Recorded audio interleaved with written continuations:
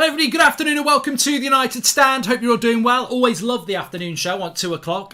Sometimes we get some better info than we seem to get in the morning. But look, let's fly into it. Christian Eriksen transfer race with Spurs. We're back in that race. We never left that race. Is it a race you want to win? Because Spurs are winning a lot of transfer races at the moment. Also, Sky Sports, they've entered the transfer party themselves. They've been a bit quiet. Slow sports news, some might say. What have Sky had to say on the latest around numerous transfer stories? Are we going to give them any credibility this summer? Are they just slow again? Are they going to have a big summer? We'll be talking about that as well as a few other things. A little bit about Darwin Núñez and Pogba we'll talk about. And also, I want to go back to something I said this morning because typically it's been taken out of context, but I still stand by what I said around Manchester United's transfer summer. There's opinion and there's reality, and they can be very different, and you can have different opinions on both. But first of all, before we get into that, as you can see, the QR code is next to me. You can scan the QR code and get 40% off with Boohoo Man. I'm wearing my tracksuit top here, and as ever, they've got a little question for you.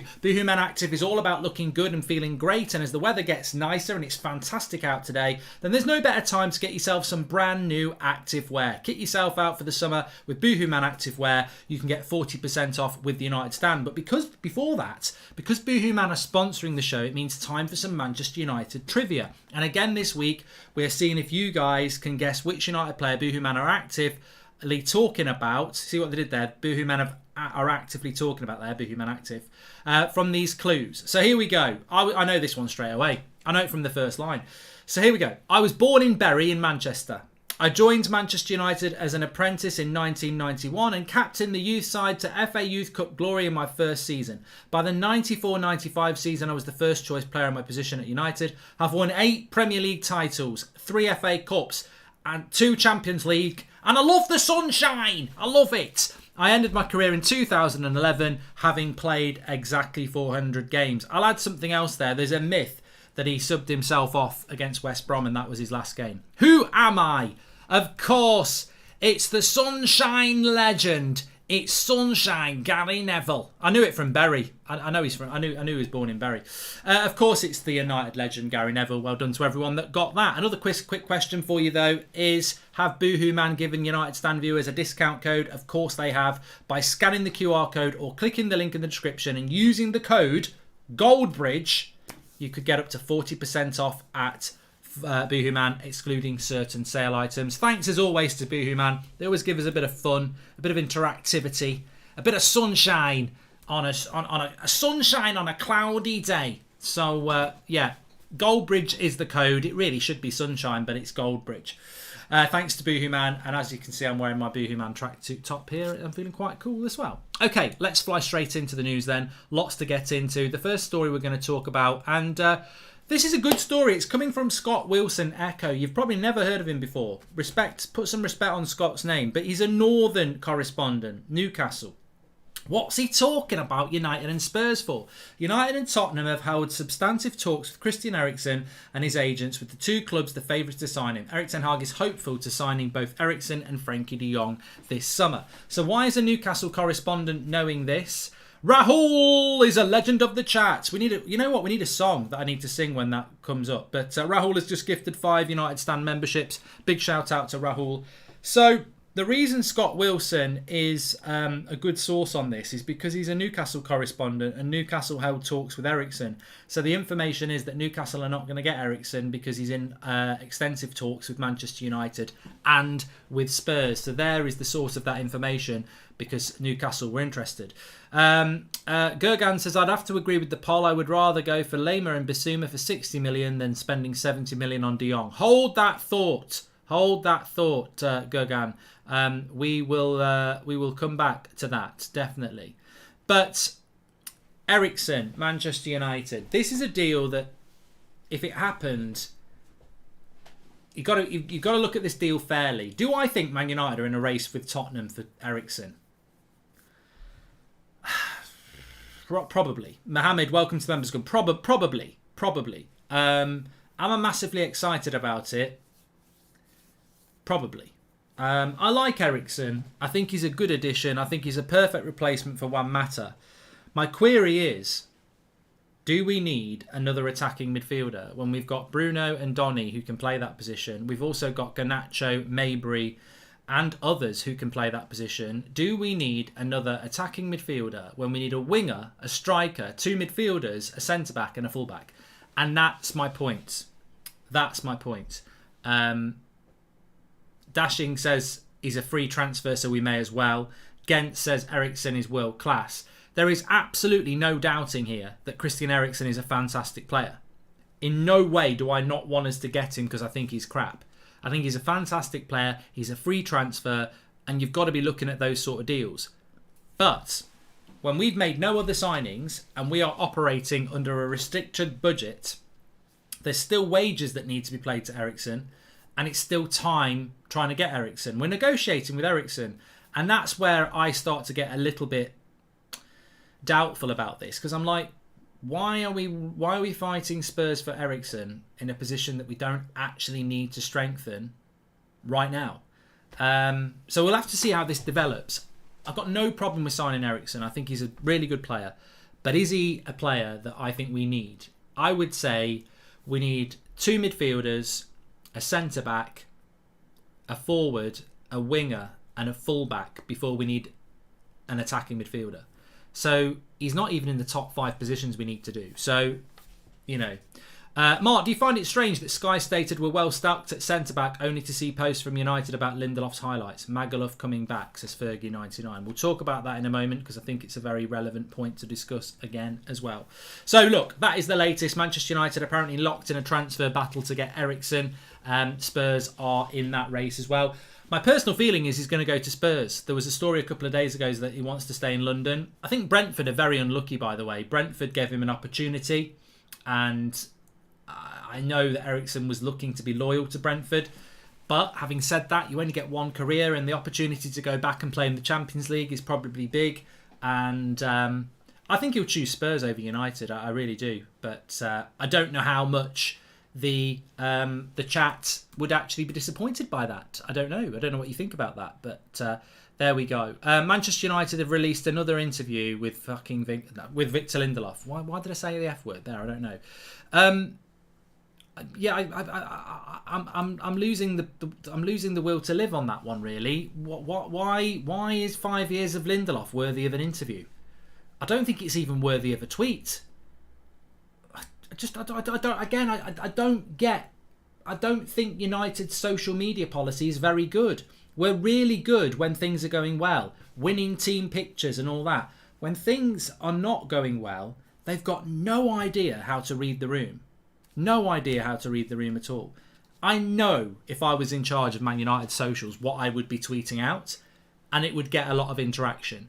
And it wouldn't be hints about De Jong. There are things that you can do that generates optimism, but the things they're doing around this.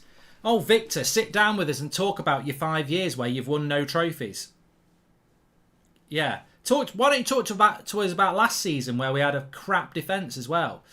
Yeah, it's not a good look. It's not a good look. How is our big transfer window, but all we have done is 6 free outgoings and every other club seems like they're doing serious business, says Yeladin. Mark, how do you not get frustrated while other clubs doing business? We're just monitoring, says Mikael Roach. Check the morning show this morning. I think you'll see my frustration. And even more worrying than lack of signings is lack of sales. A rebuild is about clearing out just as much as upgrading. Absolutely spot on, Luke. Absolutely spot on. And before we move on to the next story as well, let me just remind you that David Ornstein, I mean, this is 2 in a day for Spurs. So Spurs have announced Bissouma this morning, and David Ornstein this afternoon has given an update about Jed Spence wanting to go to Spurs and them being in talks. So Spurs, I'd forgotten, Spurs have bought Perisic in as a free transfer. I mean, I wouldn't want Perisic, but it's a bit of business. They've now got Bissouma. They're going to get Spence. They're after Richarlison. They want Eriksen. They're after a centre-back as well. Spurs could buy 6 or 7 players. We've done nothing yet. But don't worry, we're not meant to get frustrated. Hi Mark, as United doing nothing, it should be tiring for you to be motivated every day to create good content. Respect, says Jay. Well, you're my therapy, Jay, and everybody else. Not you individually, but everybody. Gary Buck, welcome to the Members Club. So look, let me bring you the latest. So Sky have entered the party and they've given us a few updates here.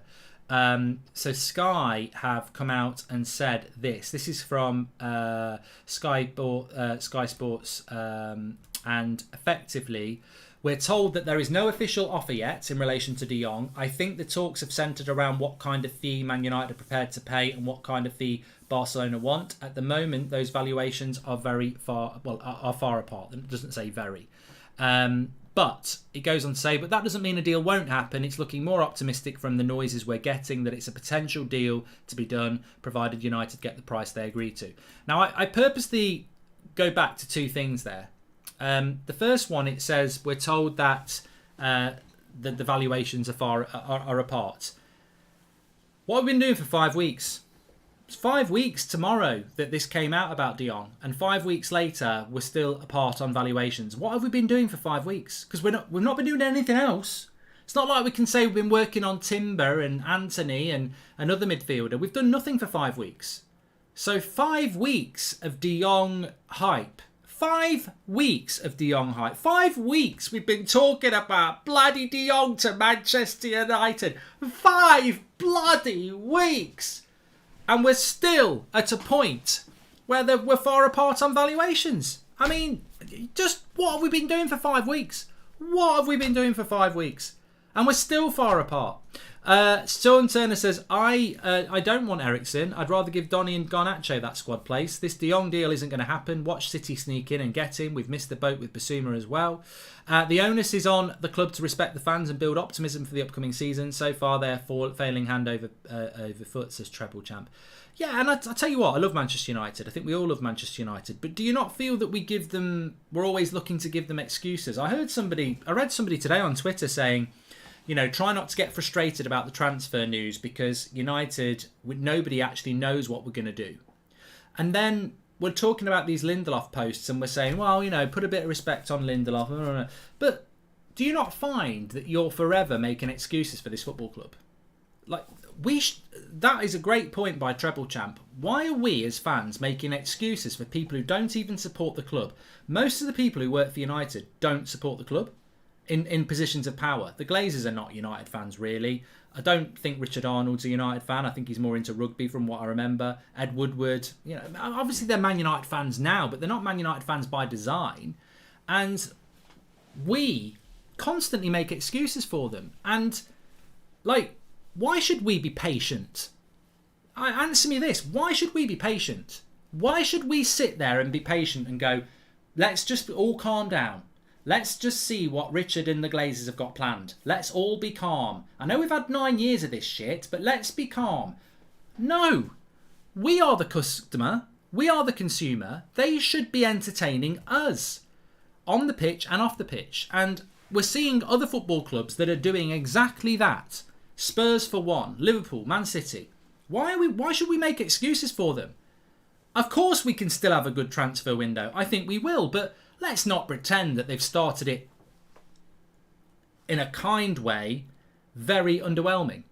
Does it matter when the transfers will take place if the new players appear for the first game of the league? I do not know 100% if the training camp's the most important thing there is, says Ooh27. Well, I think it's very important. The sooner you get them in, the better, because they get to train with their team for longer, which means you're more prepared. So, I mean, I suppose I would throw that back to you and say, well, if we buy 5 players the 4 days before the start of the season, is it better to buy them now or 4 days before the start of the season? It's very obvious it's better to buy them now because they get more time to acclimatise, settle and train.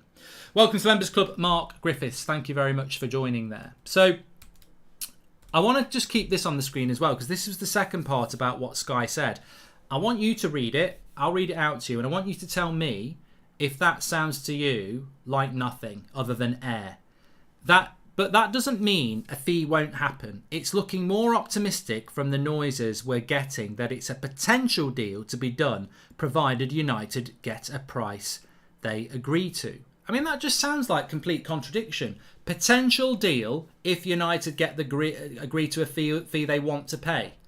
Well, I could flip it the other way and say it probably won't happen if Barcelona want more money than Man United want to play. I mean, that's not an update. That's just noise.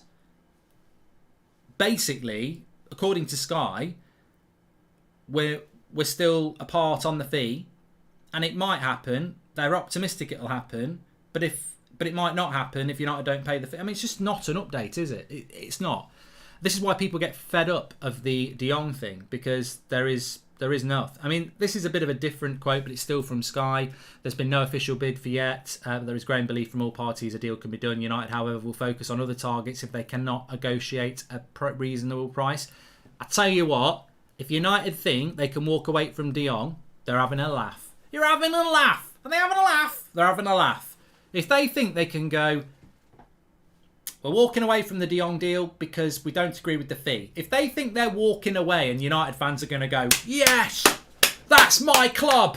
That's my club. Yes. Come on. We're going to go and get bloody Albrighton or something like that. You know, you can't waste 6 weeks on a negotiation, then go, we're walking away. Come on, look at us. I can't even believe they want that out there. I don't even know who that's trying to serve. If they really think Barcelona are going to be threatened by that, they're having a laugh. And if they really think the fan base is going to applaud that, they're having an even bigger laugh. I don't know why they keep putting out there that United will walk away. I mean, I don't know who that's appealing to. Oh, we'll walk away if we don't get the fee we want. Oh, will ya? Will ya? Okay. Let's see how that goes down. Also from Sky, Darwin Núñez was not a top priority for Manchester United, and we're not interested in doing a deal at the prices being quoted. I don't think that's correct. I don't even know if that's a correct quote. I'm pretty sure he was a top priority, but we were not interested at the prices, so I think that may be written incorrectly. Man United have prioritised signing a central midfielder this summer and have also made initial inquiries to Ajax about Anthony. I mean, this is coming across. I've not read some of this. This is coming across as slow sports news. Man United have prioritised a centre midfielder this summer and have also made initial inquiries to Ajax about Anthony. Can somebody just check the date? Does that say the 14th of June at 2:24? Or does it say the 14th of March? Slow sports news. Bloody hell. Man United have get my crunchy nut cornflakes out and get my Audi. Bloody hell, yellow tie. This is breaking news. Manchester United have prioritised a centre midfielder this summer and have also made initial inquiries to Ajax about Anthony. This is hot. This is so hot. Get me sun cream out. I mean, Man United have prioritised signing a centre midfielder this summer and have made inquiries to Ajax about Anthony. I mean, one thing I would say about that update is you definitely couldn't put a sell-by date on it. That could have been said any time. Christmas, January, February, March, mid-June. Bloody hell. Anyway, let's have a look what people are saying. I really think we're going to wait till the last weeks of the window to buy players, therefore sacrificing the first few games, as per bloody usual, says It's a Duck. And Aki says, Mark, we are probably the team out of the top clubs that need players, and yet we are getting outdone by other teams that are strengthening to their already better squads. Fair point, well made. Peaceful says, the problem for me is that we aren't even working on player sales and there are a lot of players to ship out as well. And Mohammed says, walk away from De Jong deal sounds like they're dangling a carrot in front of us and doing deals like Dembele on the side, just sign Neves, Lema and Timber, says Mohammed. And to be honest, if they are fans or not, but be proper in their job, that's my only expectation, says Jay. Can I just go back to that point that was made about we're not working on exits? I've still got a few more updates to bring you, but I think it's very important. There's an update from Rob Dawson coming in here, and I hope, actually, I will be able to put it straight up on the screen for you, because this sometimes does work. Let's have a quick look. Oh, that's a shame. Matic joins there.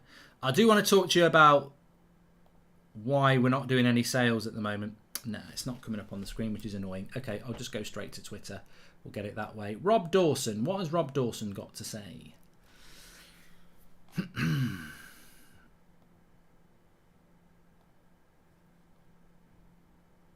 Okay, I might have been scammed by the chat here because I can't even find a tweet from Rob Dawson. But bear with. We are live. This is the genius of live. Rob Dawson, let's have a look. No. There's nothing about Rob Dawson. He says Man United are going to play a friendly with Atletico Madrid on July the 30th. So I have been scammed by the chat. Well done there. Oh, no. He's just not tweeted it out direct. Manchester United have told Barcelona they're not willing to pay a large fee for Frenkie de Jong. There is interest in Antony and Nkunku, although the priority for Manchester United remains to secure a central midfielder. Ten Hag is short of numbers in midfield, while the budgets to strengthen the attack is likely to depend on whether a club would be interested in Anthony Martial. Oh, I tell you what, it's getting better and better, isn't it? It's really getting good. Bloody hell.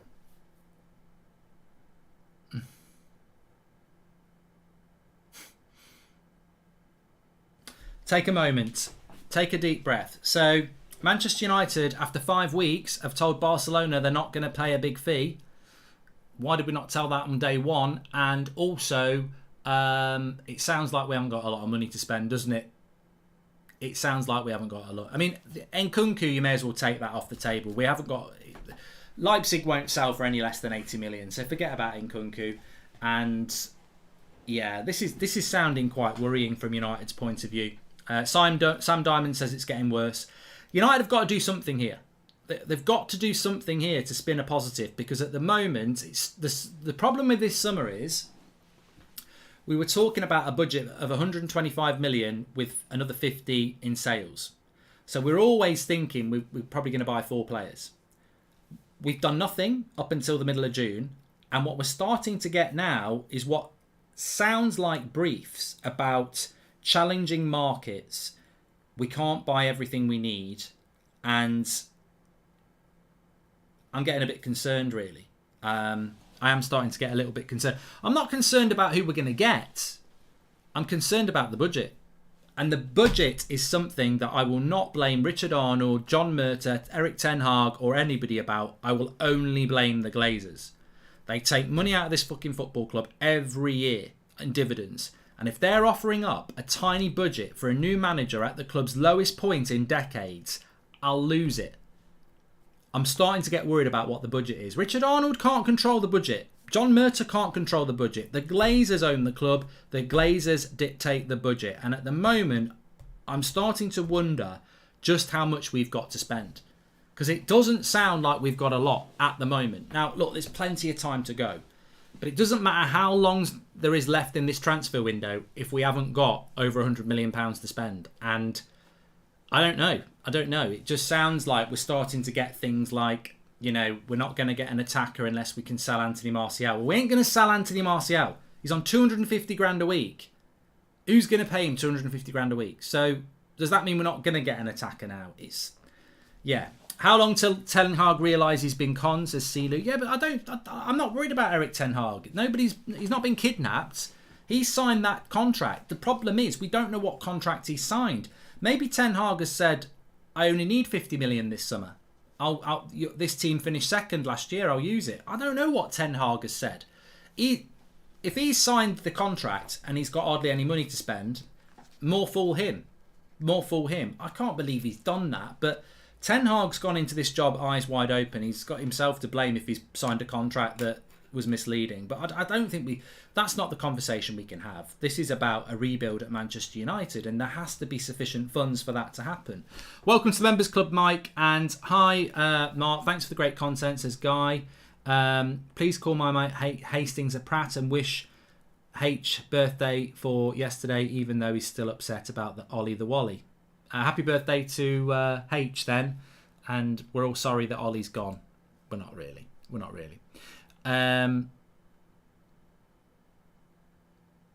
Ten Hag has it in the contract that he wants full control on all transfers, says Steve Hawke. And look, I don't agree that we should all start questioning Ten Hag signing the contract and all that sort of stuff at the moment. I think it's very early days to say that. My only concern at the moment is I'm starting to get a little bit worried about some of the briefs that are starting to drop out and they all seem to be about money. Like, I'll explain where I'm coming from here. How many times in the last 2 weeks have we heard about United will walk away? Apparently we walked away from Darwin Núñez because we didn't want to pay. We're hearing about Frenkie de Jong and we won't pay. We're hearing about we're not going to get a striker unless we sell Anthony Martial. Like, every story I'm sort of hearing at the moment is all about money. And when money is being mentioned in Manchester United and summer transfer windows, I immediately start to think, well, what is the budget? We think it's 125 million. What if it's 80? What if our budget's less than 100 million quid? And of course you can sell players and add to that, but what is the budget? That's the big question at the moment, because United aren't acting like a club that they've got a big budget. Spurs are. Spurs have clearly got 150 million to spend. I don't know what United's budget is at the moment. We always believed it was 125 million, and it must be. It's a brand new manager in the Europa League, so history shows us we should have about 150 million to spend. But I don't know. At the moment, it just seems like we are absolutely locked in on this Frankie de Jong deal, and we don't really know what to do about it. We've done no other business because we're focused on the de Jong deal, but we're still putting out news that we won't be held to ransom. It seems like we're trying to act like a big club when we're not. And that can go bad. The sacrificial lambs were Ed Woodward and co, who left to provide a false hope of change. There's no rebuild, just an evolution of incompetence, says CK. And Tom Blake says, I cannot get past the fact that the owners are taking out bloody dividends as if they don't make enough money as it is. No love, no passion for the club's success. That's from Tom Blake. Thank you very much, Tom. So let's just move up. 70 million up plus on sales, says Pierce. Brilliant point, Piers. Brilliant. I do have a couple of other quotes to bring you about Timber and the centre-back position, but I just want to go back to what Piers said there. Many of you, myself included, have spoken over the transfer window and over the last few months about we should be able to generate another 50, 70 million from sales. At the moment, we've generated nothing. So how are you going to talk confidently about generating even 30, 40 million in sales when we've generated nothing at the moment? Sales are really important. If we sell £50 million worth of players, that pays for Anthony. So sales are really important. The more we sell, the more we can buy. The problem United have with sales, and we've always had this problem, I have nightmares about that summer transfer window where we let Chicharito, Raphael, Johnny Evans, Robin Van Persie and Nani go for under 20 million.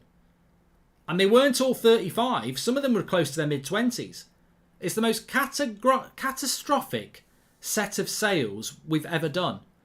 And I might have one or two of the names wrong. But I don't think I have. I think it was Van Persie, Raphael, Johnny Evans, Nani and Chicharito. And they all went for less than 20 million collectively. Absolutely rubbish. Absolutely terrible.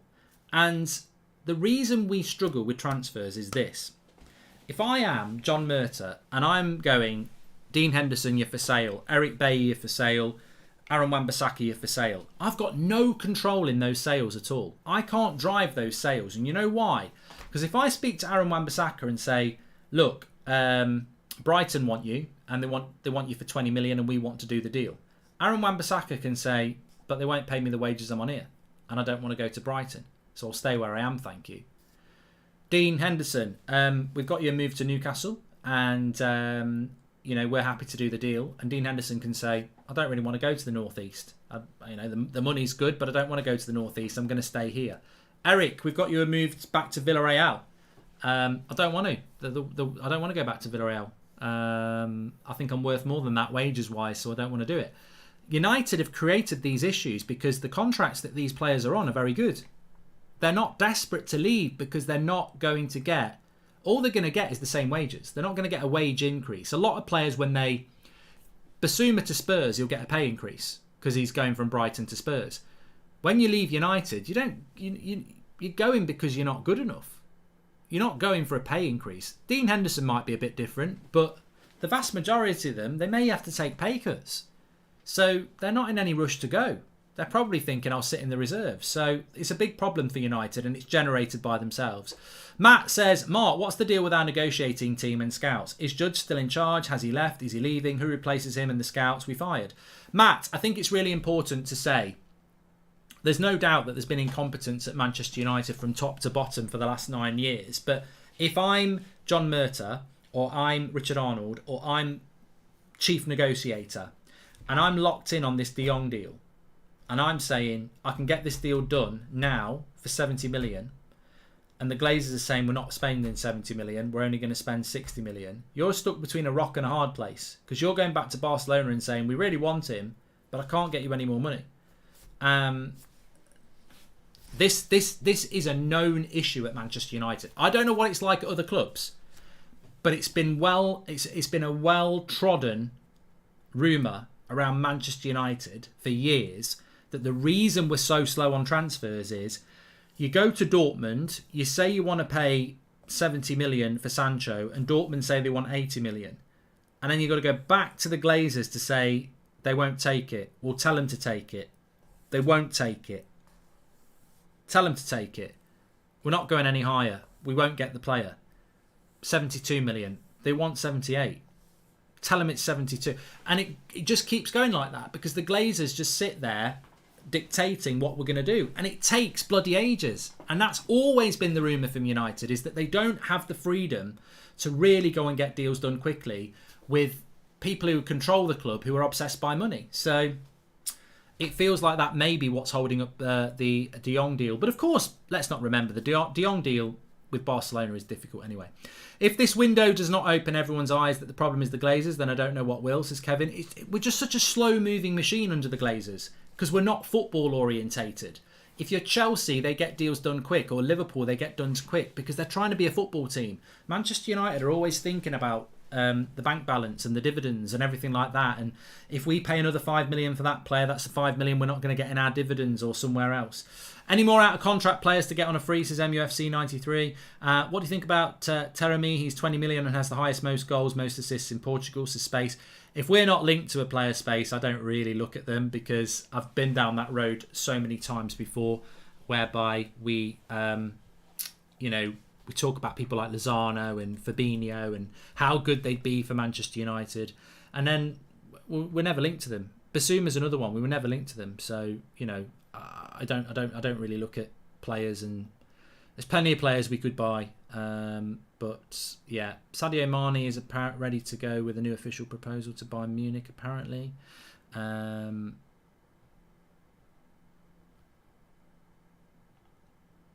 yeah. Well, I don't know how good this update is. It's a little bit of a worrying one. Okay, this might worry you a little bit. Barca Times, they've got 350,000 followers on Twitter. Barca Times are saying this: Man City are interested in Frenkie de Jong, but paying 85 million euros for him is not an option. An exchange deal could work. There are no direct contacts yet. Fabrizio Romano via Carpitas FCB. Is that a load of bollocks or is it true? You know what? It's almost like this stream couldn't get any worse. It's not like that. That's genuine. That's genuine. That's from Barca Times on Twitter, quoting Fabrizio Romano that Man City are interested in De Jong, but not at 85 million euros, but a swap deal might work. Well, they want Bernardo Silva. Unbelievable. I mean, look, look, it's Fabrizio. It's if, buts and maybes. It's not panic stations. It's just speculation, as Fatality said. But, I'm not stressed about De Jong going to Man City because I'd choose Man City over us. Nunez was right to choose Liverpool over us. Unless you're a die-hard United fan, like all us are, why would you choose United? But what it does do is it just keeps asking the question, why did we spend so bloody long on this transfer and yet we're still leaving ourselves open? Come on, you Spurs, says reports claim Spurs have bid 60 million for Richarlison. They're just not messing about, Spurs. Spurs are doing brilliant at the moment. Absolutely brilliant. Spurs are not messing around at all.